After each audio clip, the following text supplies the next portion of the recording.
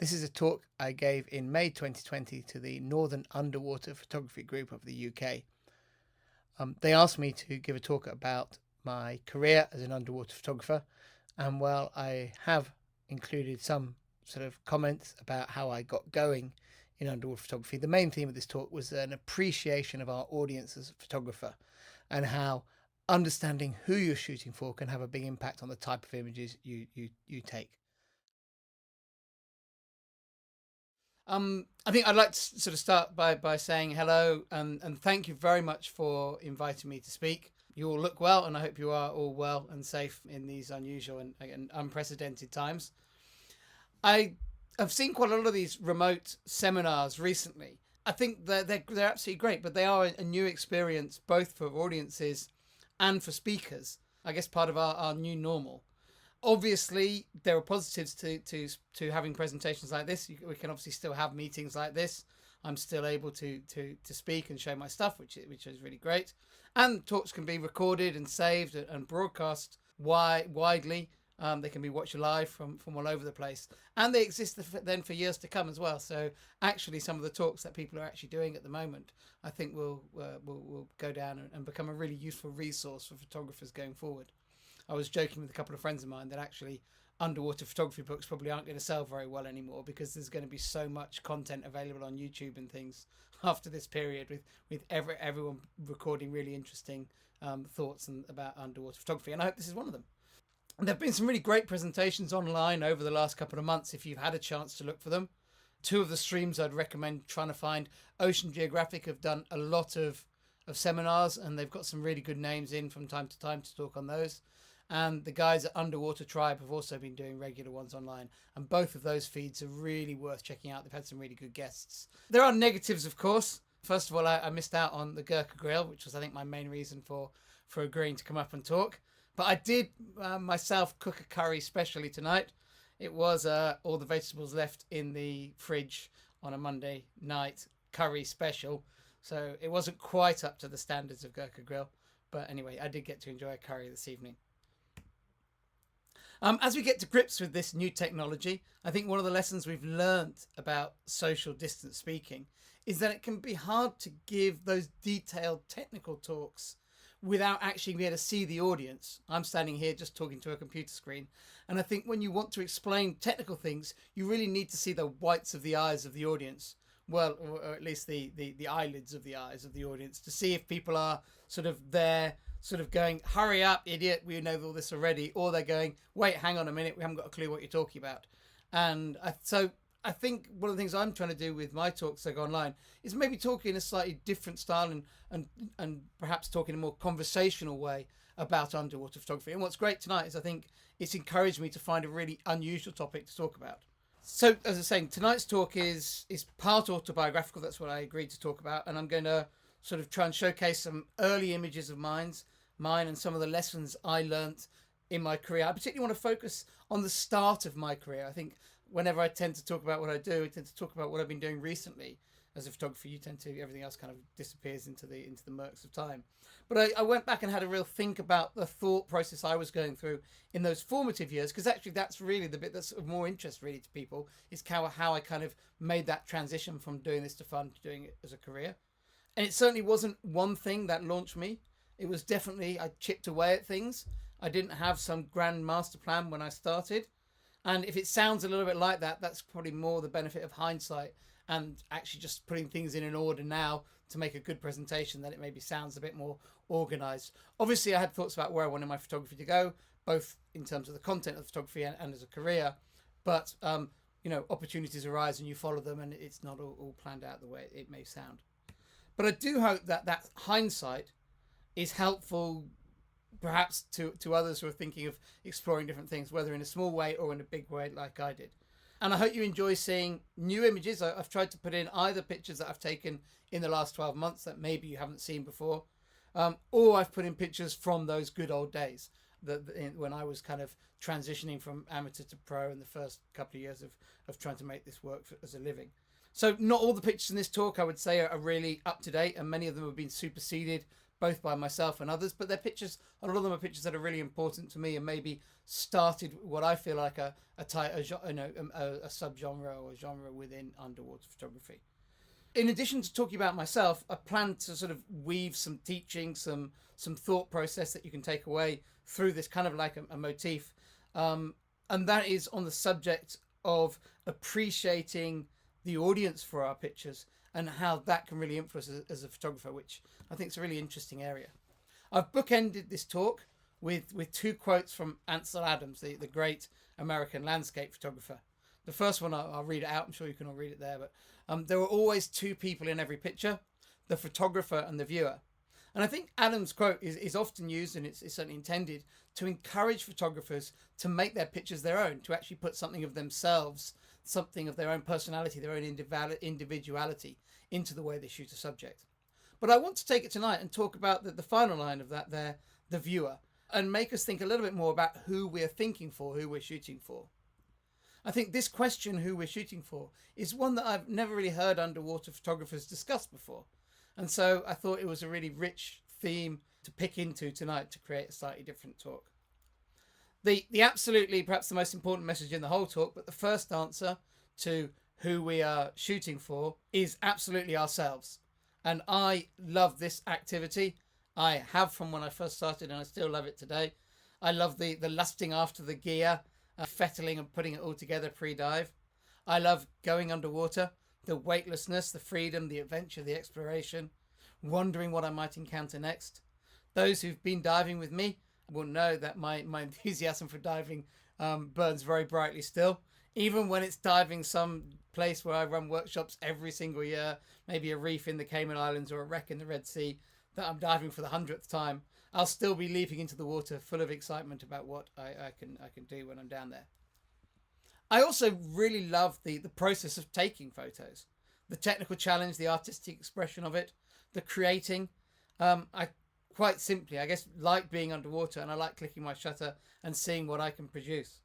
And I'm sure lots of you share exactly those feelings, and many more indeed, about this activity. And I'm sure that's why people are watching tonight. But beyond this, most of us hope and intend that our photos aren't just for ourselves, but are seen by more people than just us. We love taking pictures, but it's even great to be shown to other people. And particularly for me, when underwater photography became my career, which is now more than 15 years ago, I definitely had to think much more about who else I was shooting for, because you certainly don't earn any money taking pictures for yourself. So I definitely always create images for me, the photographer, but it's also, for me, was really important to think about who was my viewer. And the different viewers I thought about really influenced my photography. So the reason why I think this is a really interesting talk about tonight is that I want to encourage you to think about who you're shooting for as well. Because for me, it certainly improved my photography doing so. I think perhaps the most important message I have in all of this is that there's absolutely no right answer to that question. Normally, when I talk about technical things, there's a clear right and wrong way to do things. If you want to take a split level of a crocodile like this and you shoot a full frame camera like me, you really want your aperture to be at f20. You want to focus underwater, use that small aperture to keep everything sharp in the frame. There's a clear technical best way of doing things. But I think in this aspect of underwater photography, this discussion about audience, there is no right answer. And we can change our answer to who our audience, our intended audience for our pictures is, all the time.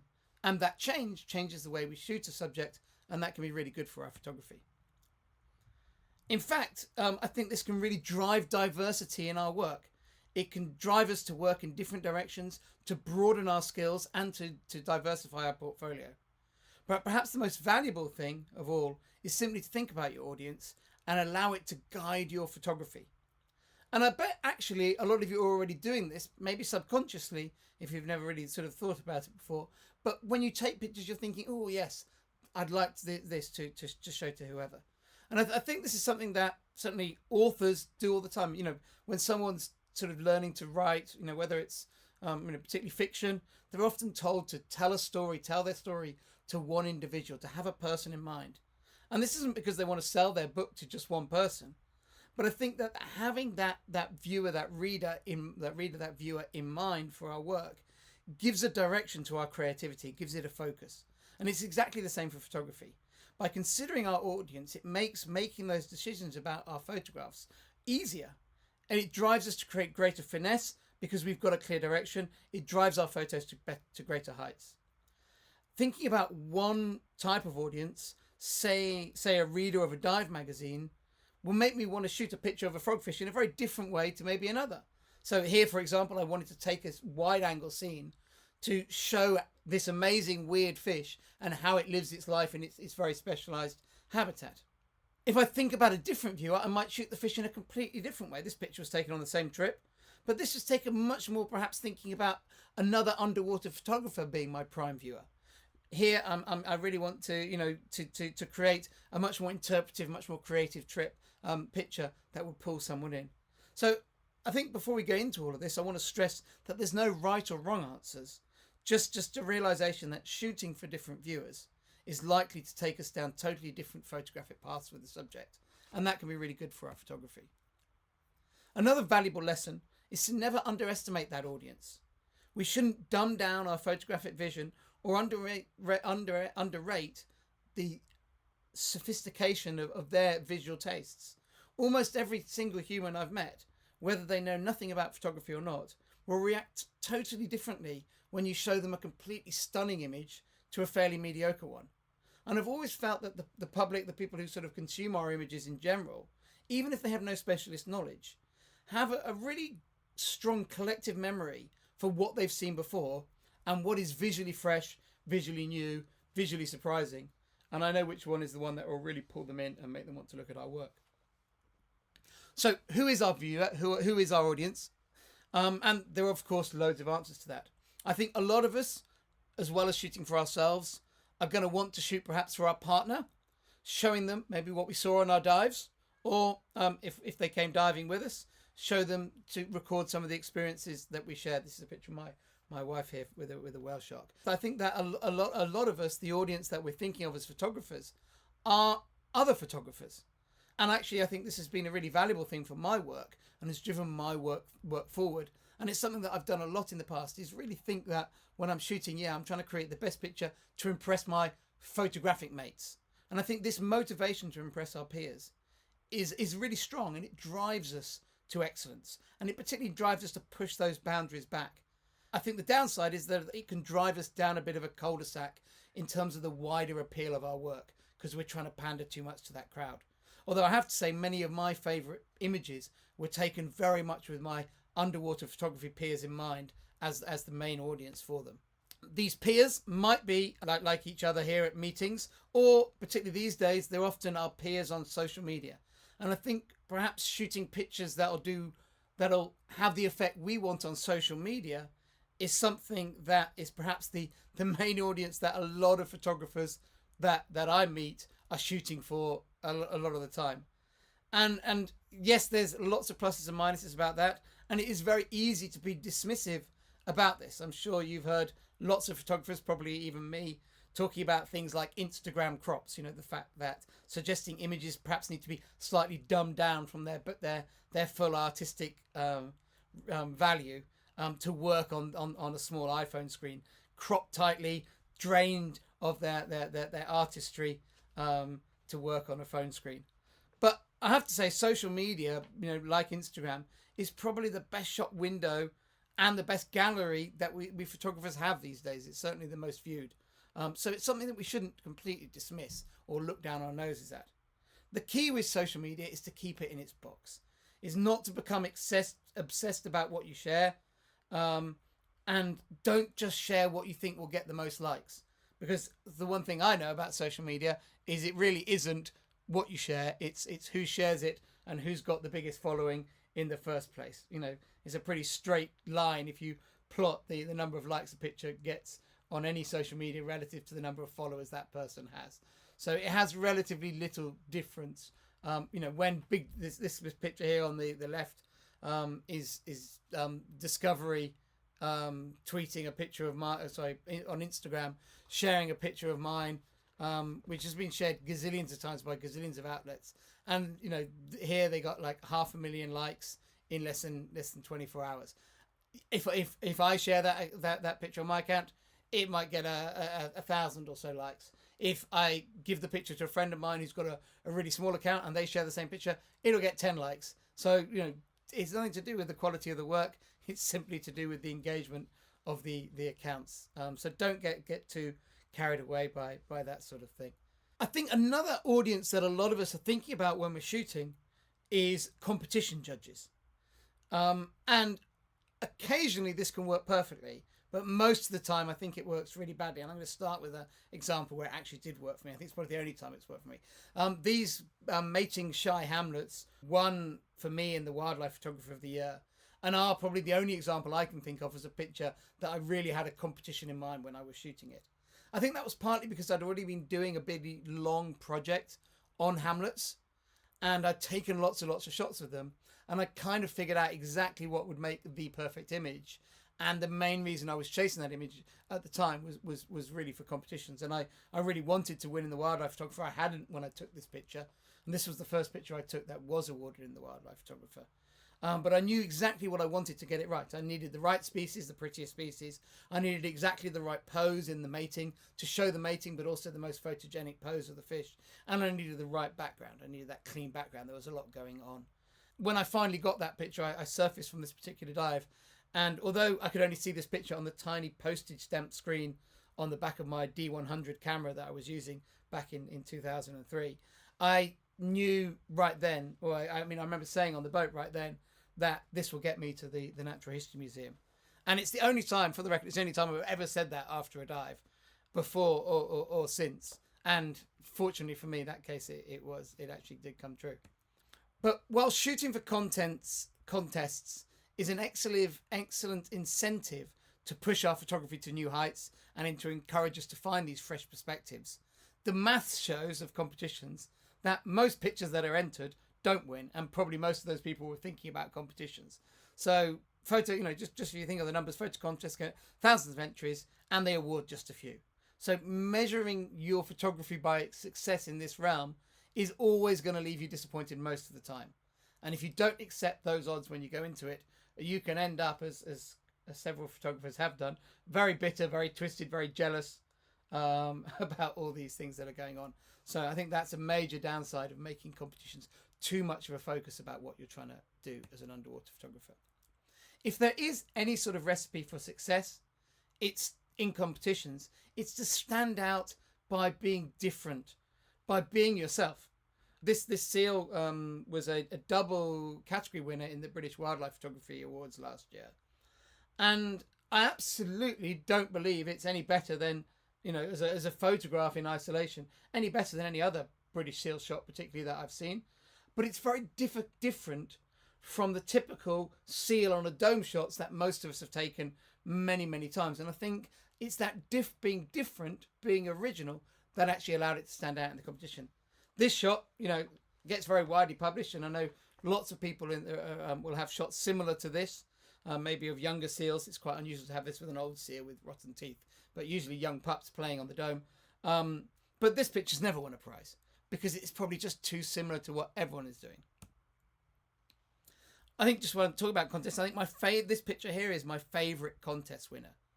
And I like it not only because it won really big for me, but also because it felt a totally original underwater picture at the time.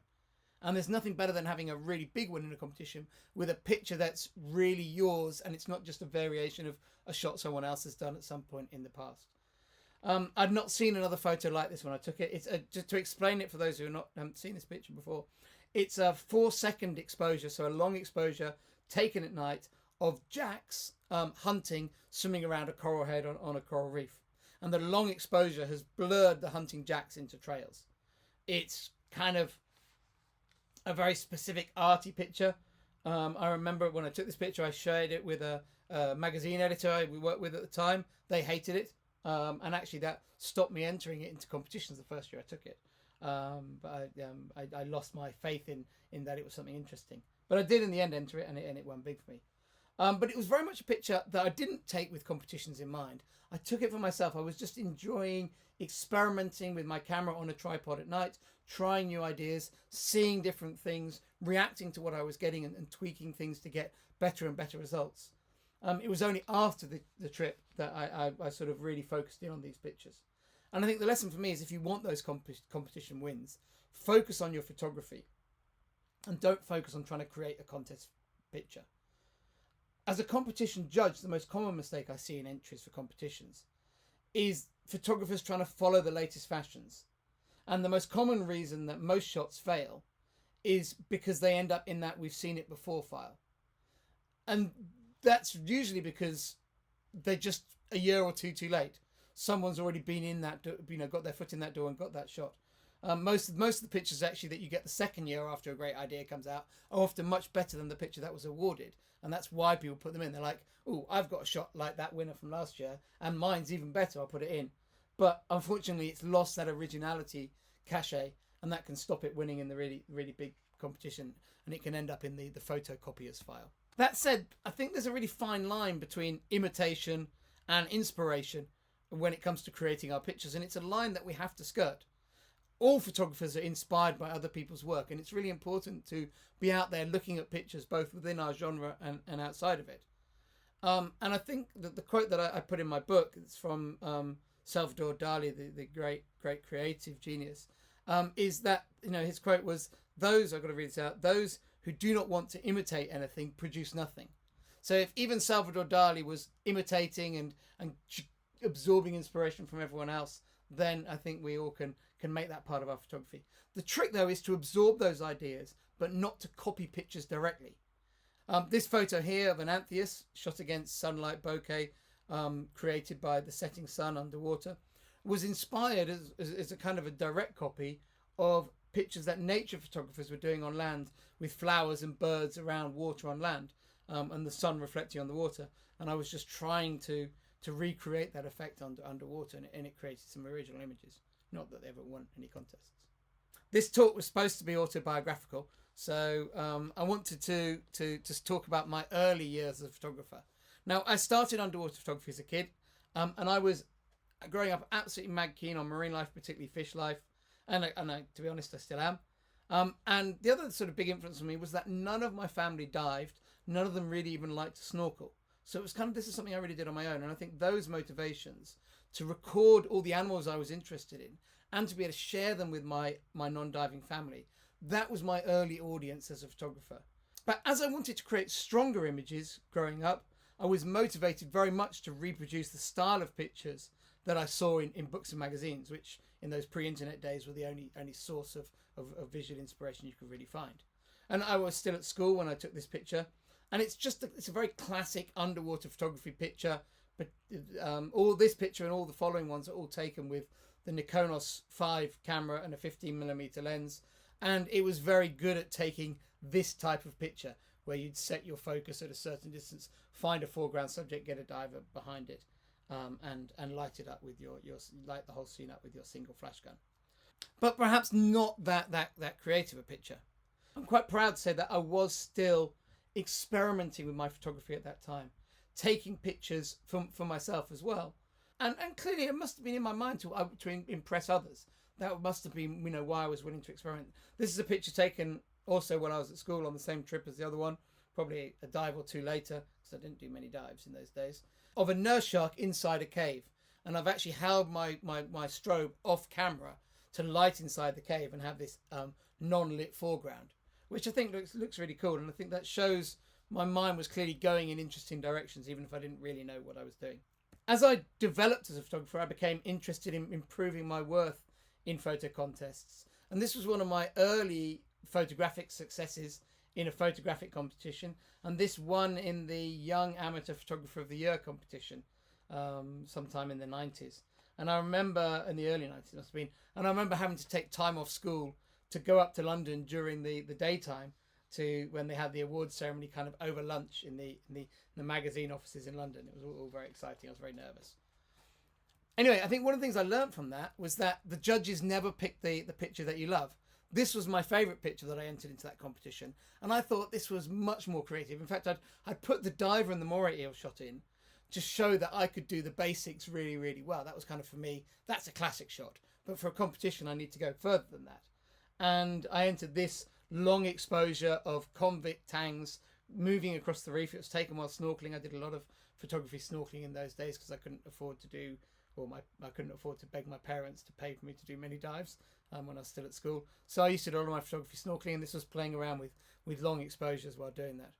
And I loved this picture much more. I thought it was much more interesting. And I have to say, visually, I still do now. So obviously had some good senses. But that competition success, in bits and pieces here and there, definitely raised my stock. And definitely people around the British underwater photography community started to notice my work. And most of the time I was trying to balance this being innovative with taking high quality shots. But unfortunately, most of the time in those days, I used to achieve one or the other in an image. So I'd take a creative shot that wasn't quite there technically, or I'd take a classic style shot that was kind of spot on technically, but artistically pretty dull. And I think the other thing in those days is it was really hard to get advice. There was, it was much harder to meet other underwater photographers. I think all these pictures were taken before I'd ever met another active British underwater photographers. And they were taken sort of, 4 or 5 years before I even knew just bee soup existed. Because, just that information was just, if you knew the right people, obviously everyone was talking about it, but I just didn't know the right people. During my university years, I started getting invites to publish my work occasionally and to present my work. I still had pretty limited diving opportunities for financial reasons and a fairly limited portfolio. So when I was asked to speak, the way I positioned myself is I didn't want to sort of be compared like with big established photographers who were traveling all around the world. So I'd always let myself be pigeonholed, and partly that sort of allowed me to get known as a specialist, and partly avoided those direct comparisons with the kind of the big guns of the era. And I think key in the British underwater photography calendar at that time, in the kind of was the Visions in the Sea conference, which I think was started in '97 by Steve Warren of Ocean Optics. And in fact, Nick and Caroline ran one of the best ones up in Manchester in 2009. And it ran every year through that period. So it ran for really quite a long time. And it was really the focal point of the year. People would shoot all year ready to present their work. And the first time I spoke there, very much wanted to present my work. I was in my early 20s when I first spoke. And I definitely played up my marine biologist credentials, trying to, showing off images of interesting behaviours that other people didn't have. And it was my way of making my work stand out without having to be compared to the people who've been all around the world and seen all the great things. This is a pair of rock beauty angelfish mating. This is a more recent image than that time. It's a picture I've taken probably in the last 10 years. The next time I was invited back to speak, I decided I would totally change tack and present myself, market myself in a completely different way. And because I wasn't able to dive much in those days, I used to do a lot of photography snorkeling. And because there wasn't so many different things to shoot, I tried lots and lots of experiments, playing with light in shallow water, with reflections, with split levels, long exposures. I'd take pictures inside waves and more. And I did a whole talk on that. And I think that was really interesting, that everyone kind of had pigeonholed me as this sort of marine biology photographer who took really interesting but not particularly beautiful pictures. And then suddenly I was showing these beautiful, creative, very fresh, different images. And I think that really definitely enhanced my reputation in the underwater photography community. I was awarded my PhD at the end of the 1990s and started to actually earn some income working as a postdoc. Not a great deal, but some.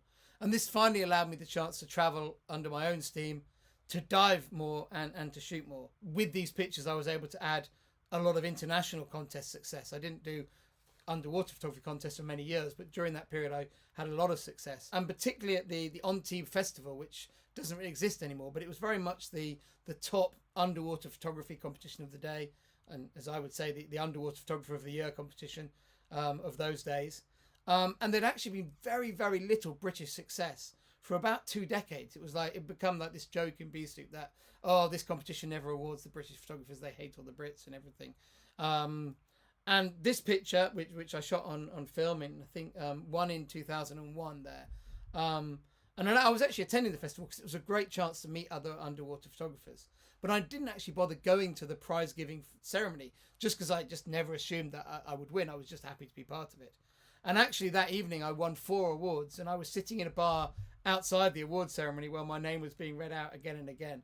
But I think the fact that I wasn't there actually really got my name around, because it kind of became a joke in the room that I wasn't there.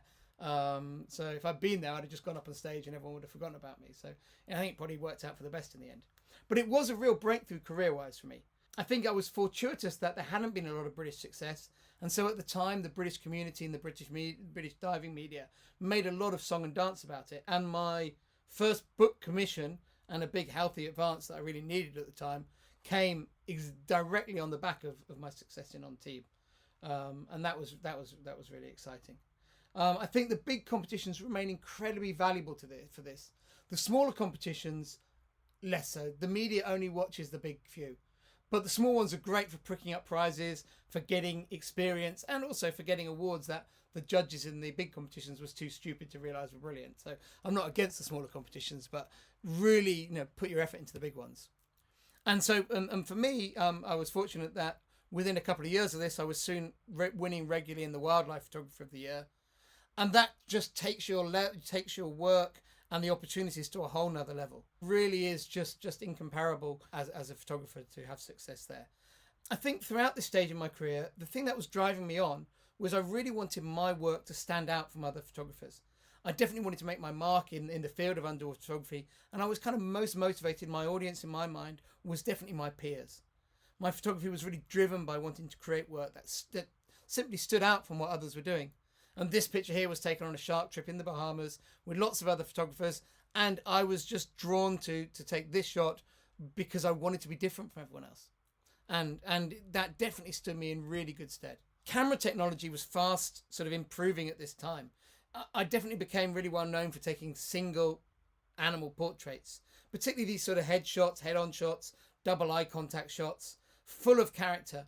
And these were made possible by the latest autofocus improvements. At that time, the cameras were going from basically autofocus that was borderline unusable to autofocus that was really quite good at following and tracking subjects, particularly if you were a good stable diver in the water. And I was using a Nikon D2X in the early 2000s, and that camera had much better autofocus than the cameras that had gone before it, and all the other cameras that were around at the same time as it that a lot of other photographers were using. I was aware of this, and I really wanted to play to the strengths of my camera to give me that sort of competitive edge. So I did a lot of this sort of portrait photography because I knew that my camera could do stuff.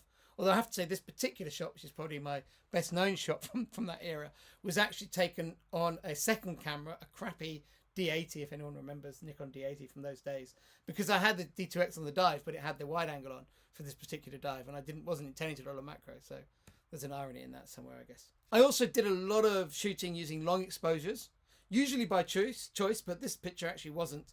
On one of the wet pixel trips I was co-leading in 2006, my unreliable subtronic strobes that were always going wrong broke, but would still fire on full power. So for the whole trip, I had to shoot with my aperture closed right down, and as a result, really slow shutter speeds. So I spent a whole trip shooting long exposure blur shots with my subtronic stuck on full power.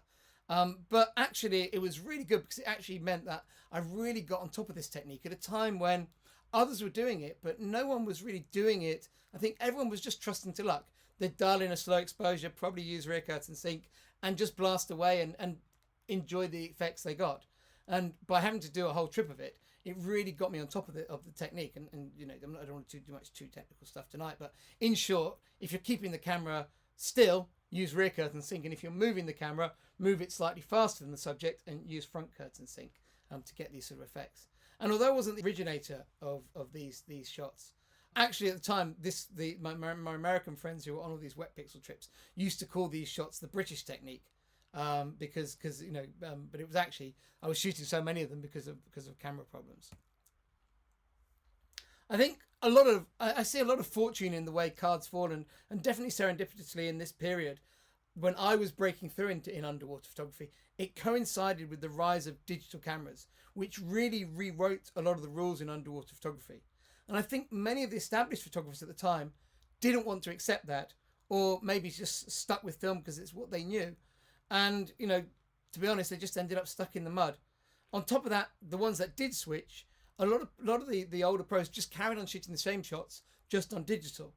And I think perhaps some of the newer photographers, although I've been shooting underwater for a long time at this point, but so the newer photographers who are willing to get excited about digital technology, it really left the door open for us. And the technology was sort of tailor-made for running away with it, as we all know, we all shoot digital now.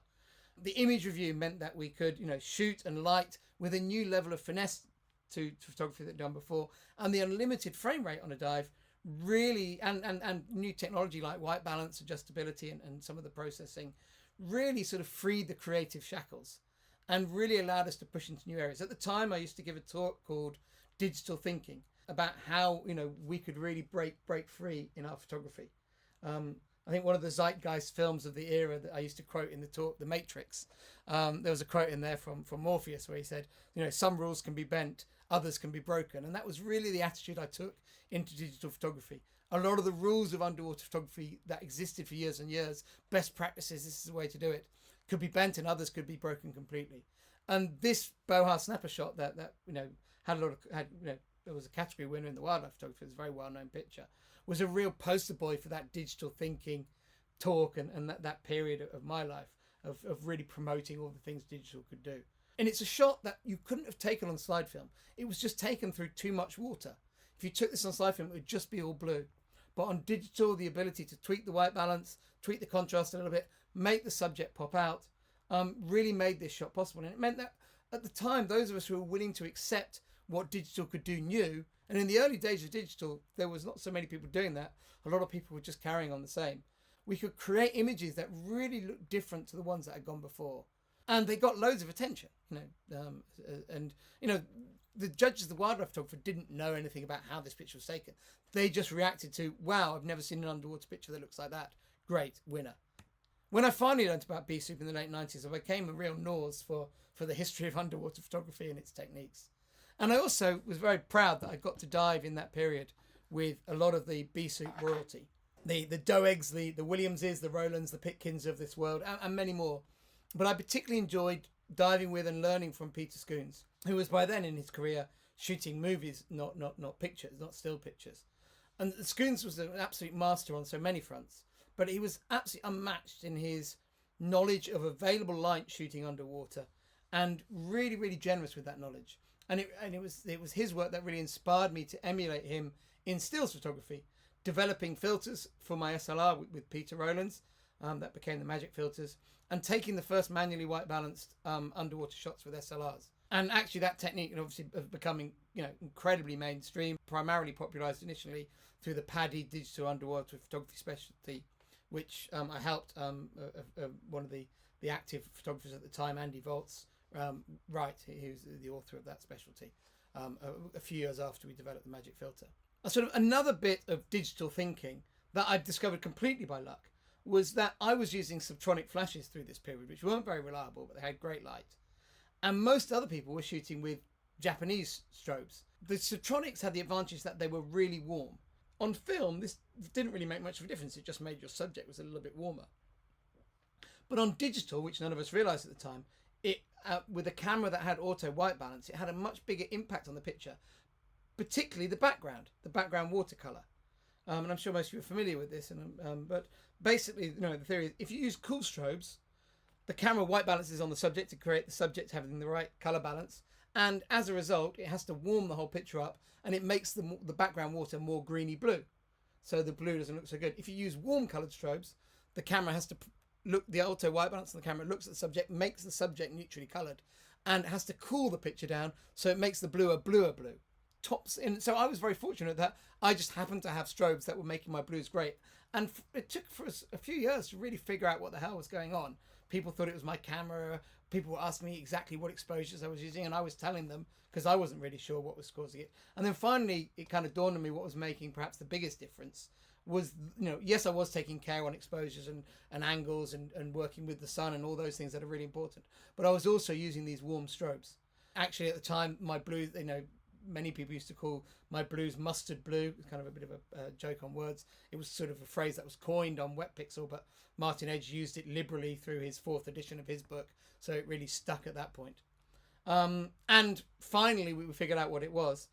This sort of topsy-turvy way of thinking about how foreground light could affect the background color.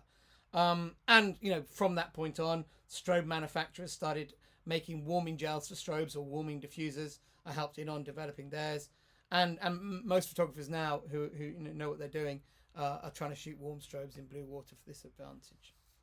And for me, this was the most exciting era ever in underwater photography that I've been involved in. These few years at the beginning of digital. The internet was sort of just up and running, and the global community of underwater photographers really came together for the first time ever and were grappling with all this new digital camera technology and its capabilities. The community was really united in trying to figure things out, and really united on forums like WetPixel, DigiGreen in the UK, Digital Diver, lots of really, DigiDeep, all these different places. Everyone was really sharing knowledge openly in a way that didn't really ever happen before and doesn't really happen these days. People are much more, careful about what they share. And I think everyone involved in that bubble at the time, was really trying to break down the walls in underwater photography, both with the gear and with our images. And everyone was really open about what they were trying and what they were learning. It was a really great time. It was so exciting. You do some dives, try something new, with the digital technology, whether it was shooting available light or playing with different features of the camera. And when you learned something, you'd sort of share it on the forums and tell other people, have a go, see what you think. And when friends like Eric Chang and James Wiseman and many more people, hundreds of people made really valuable contributions during that period. And people would just go out and try things. And when they worked, we'd write them up in articles on WetPixel or in Underwater Photography magazine. And it was, really, fantastic time for me. And I guess a lot of those articles really helped also in generating my reputation and making this career possible for me. There was so much new stuff to learn and to sort out.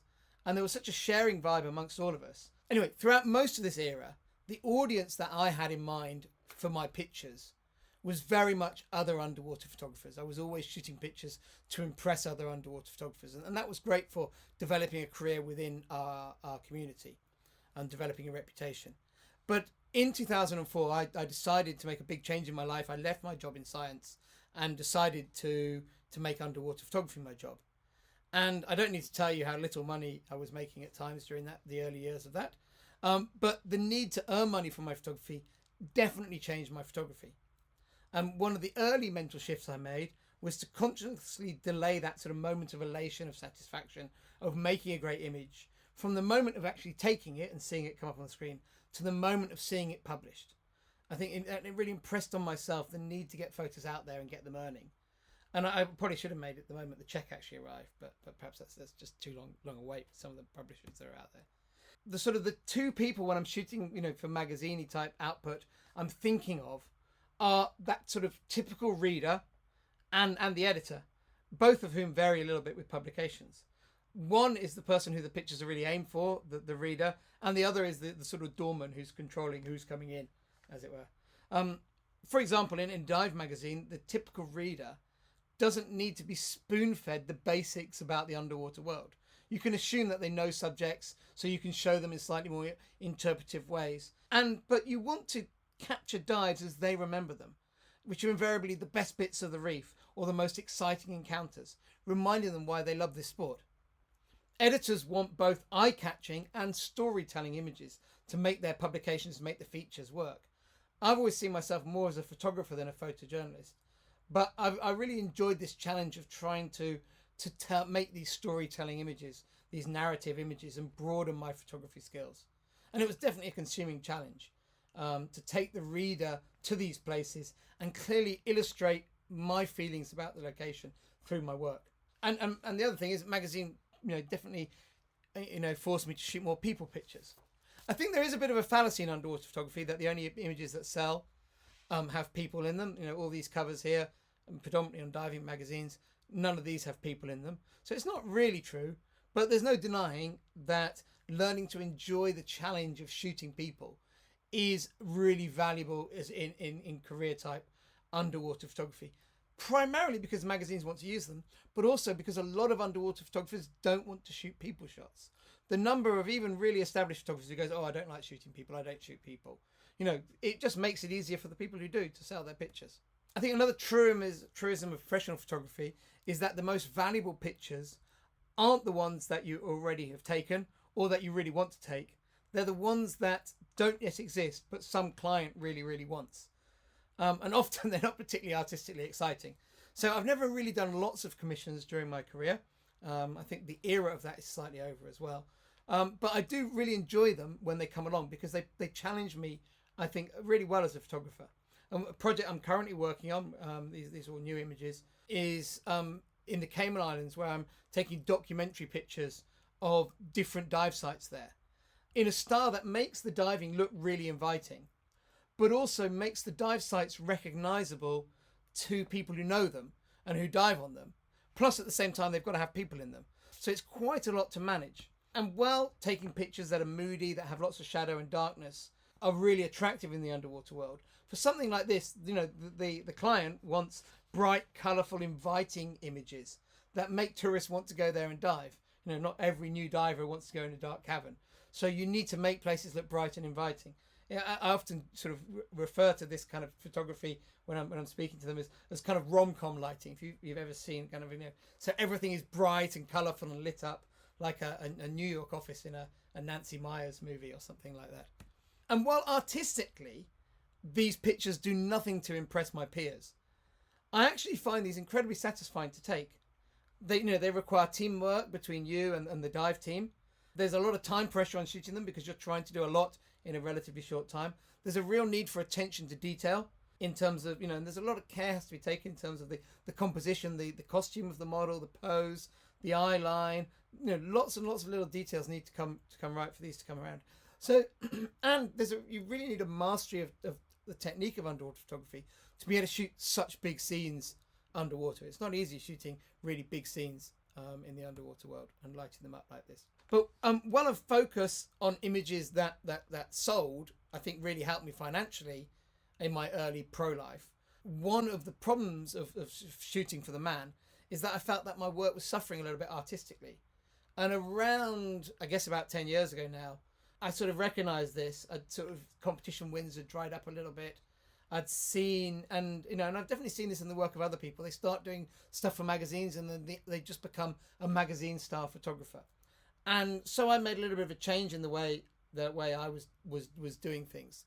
And the big change that I made was I stopped trying to write features for the magazines so much and concentrated much more about writing about photography, particularly doing monthly photography columns. And I'd written up to 4 some months every month for the last 10 years, which is a lot of words and pictures.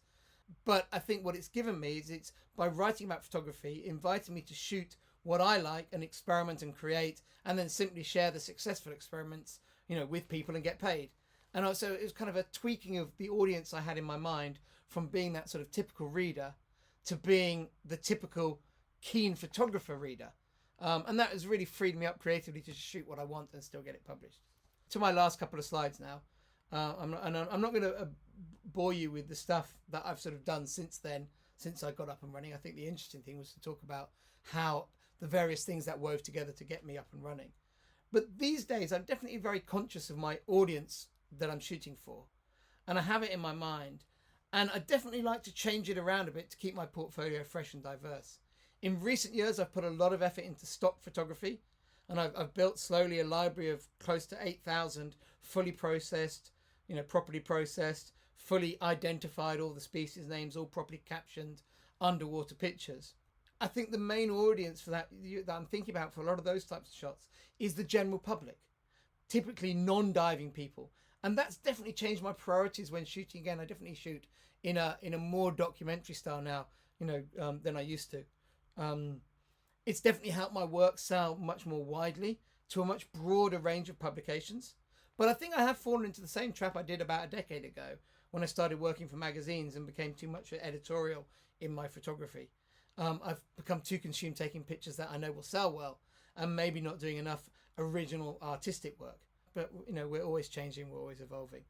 But sometimes I do feel a bit like that kind of old rock band playing all the same greatest hits again and again, because that's obviously what works for the audience. Perhaps there is an argument, and I'm talking to myself here probably more than you guys, for looking for these different, reminding yourself to shoot for these different audiences, even if they are smaller. And I don't really have the answers, I guess, in that. But I definitely shoot less for other underwater photographers than I used to, which has lessened the amount of innovation in my work, and maybe that's something I should bring back in. Although I do still try and do that, and I do try and create original and unusual images whenever I can. One question I put to myself is, do I still shoot for myself? And I would say yes. I would say everything I shoot for myself, because I've learned to find the joy in doing all the shots, even the commission model shots. I find them really satisfying because they're really difficult. So they're very much shot for myself as well, because of the challenges of doing them. So the just shooting for myself doesn't work. I think I need this audience to drive my photography on. So what are the lessons in all of this? I think most critically, I think the most critical thing in the whole talk is that I'd encourage everyone to make pleasing themselves the main reason for making pictures. But that satisfaction can come from lots of different places.